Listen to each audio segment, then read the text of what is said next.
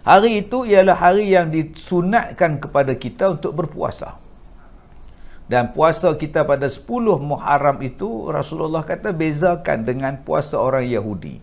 Kerana mereka juga mengambil manfaat daripada 10 Muharram, jadi kita puasa sehari sebelum atau selepas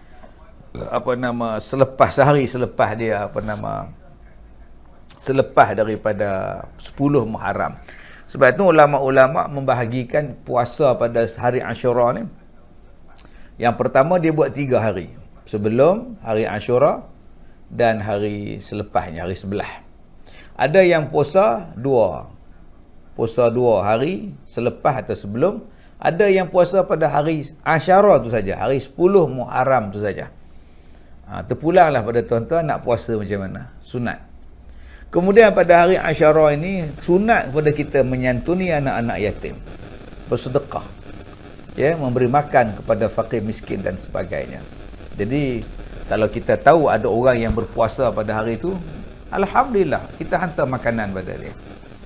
Tuan-tuan boleh hantar makanan pada orang yang berpuasa. Mudah-mudahan kita tak boleh puasa pada hari Ashura tu, kita menghantar makanan. Sebab tu orang tua-tua dulu dia buat bubur, kenuri, gotong royong buat bubur hantar pada orang, sebab dia tahu pada hari itu ramai orang yang sedang berpuasa sunat.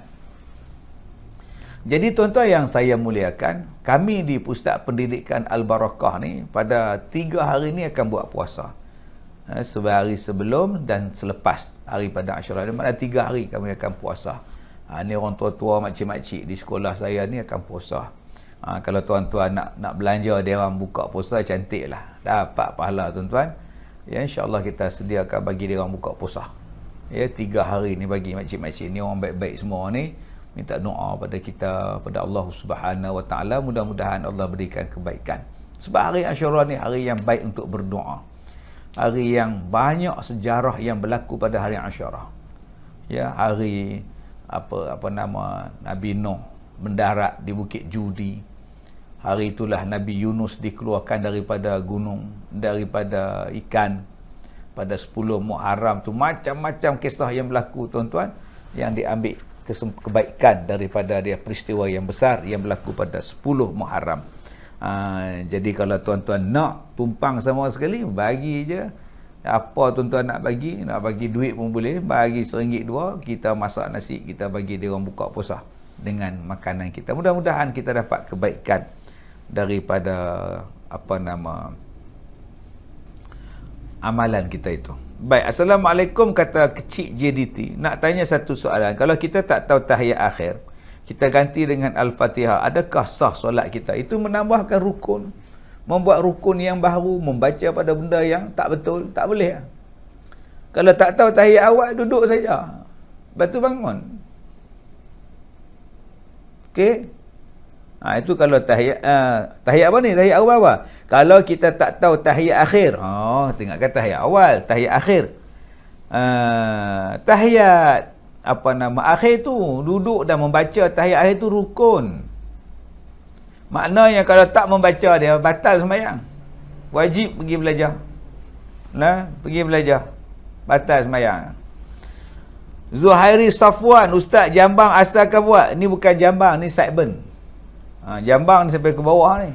Ini sideburn, dia sideburn saya. Okey, macam zaman dulu-dulu punya Elvis Presley punya sideburn tu. William Pakuha, sideburn. Baik. Mun Maisma Ustaz, Ramlah Ram, Pesantren Petang-Petang ni tadi saya dah sebut dah. Ustaz Muhammad Ridwan Rashid, kalau nak tanya, kalau gusi berdarah masa solat macam mana nak buat? Banyak ke sikit yang berdarah?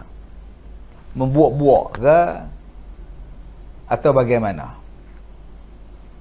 Kalau sampai dah membuat-buat banyak keluar tu, pergi buat lain lah sembahyang tu. Kalau sikit saja, tak banyak pun, sikit setitik, taklah membatalkan. Kalau dah sampai membuat-buat keluar darah ni, tak, kita pergi clear lah, buat rawatan, bagi salam, pergi selesaikan dulu. Macam mana nak selesaikan masalah ni? Ya, tengok banyak ke sikit.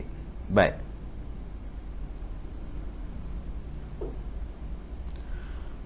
Ustaz nampak berisi sikit, Cik Nurul Adawiyah. Ustaz selera makan? makan banyak. Ni makan krepek ke gaya. Dia orang pula hantar mi Bandung pula, cantik punya tuan-tuan. Berisi lagi kan. Ustaz, selepas solat duha boleh ke kita solat taubat? Boleh harus. Nur Afiti Basri, anak saya umur 4 tahun dengar ceramah ustaz. Ustaz Kazim nyanyi. Anak Suziana geram betul dengan line. Asyik berhenti, sangkut aja, cekik line tu. Melampau sangat ni.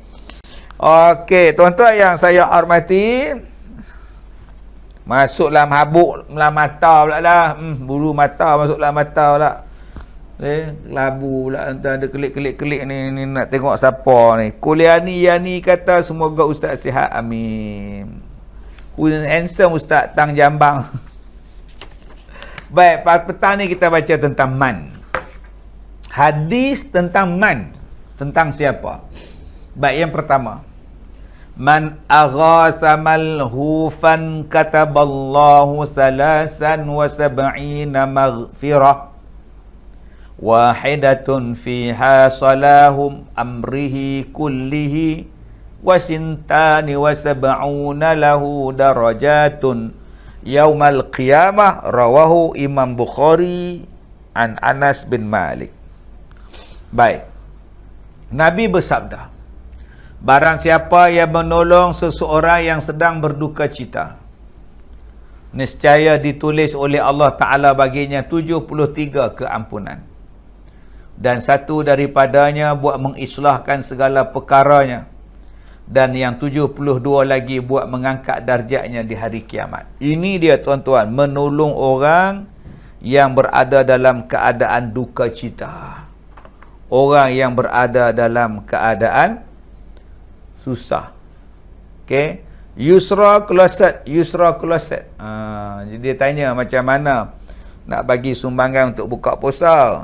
Tuan-tuan boleh hubungi Puan Zainab Mak Junid. Tuan-tuan boleh bank in saja, kemudian hubungi nombor Puan Zainab, Hajah Zainab Mak Junid. Berapa nombor dia tadi? 017 590 4120.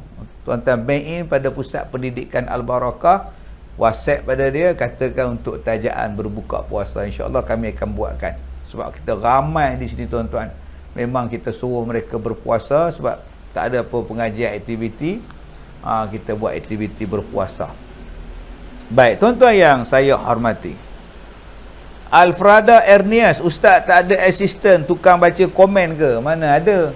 Kita sekarang dalam PKP, mana boleh 2-3 orang buat program. Seorang cakap lah buat macam mana, seorang ni lah menyanyi, seorang ni lah baca komen, seorang ni dah layan, dan seorang ni lah hujan dah turun. Hujan yang turun bersama air mata. Hujan dah turun tuan-tuan. Jadi bagi tuan-tuan yang nak dapatkan Kak Gaya punya keropok ni, krepek ni, Rogayah ni, tuan-tuan boleh hubungi Kak Gaya 017 713 2976. Baik, Nabi SAW bersabda, siapa-siapa yang menolong orang yang sedang berduka cita,